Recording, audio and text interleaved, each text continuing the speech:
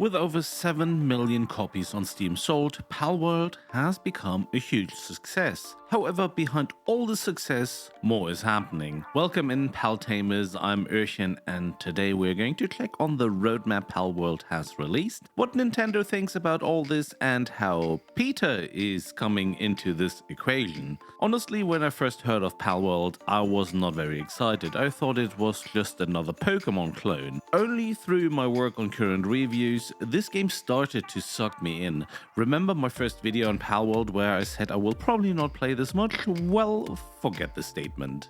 Pocketpair has solved one of the great mysteries when it comes to gameplay. What do gamers want?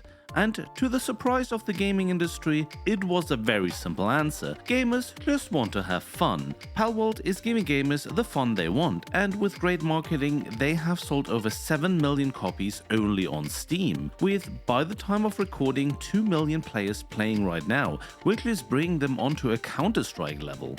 Which leads us to a new roadmap they have just released the other day. Of course, first they'll be addressing some of the critical bugs such as world date rollback, endless loading screens, pathing, and the PAL AI. The future content looks however very promising, bringing us PvP, raid bosses, an arena, crossplay, server transfer, and more. Honestly, I just hope they will be tackling crossplay sooner than later, and they'll enable Xbox and Game Pass players to join dedicated servers. The Xbox and Game Pass version not being on the same state like the Steam one and not being able to play together is sadly a pain in the butt.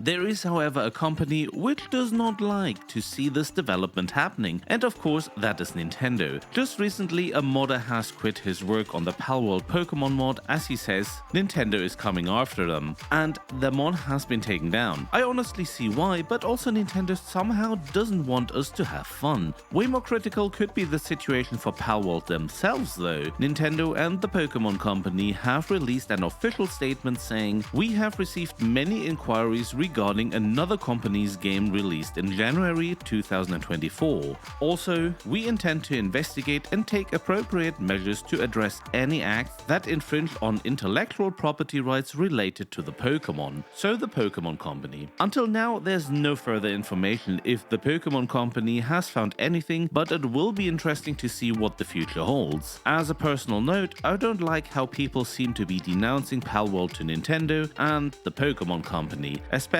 as the claim Palworld ripping the 3D Pokemon models have also been debunked as false.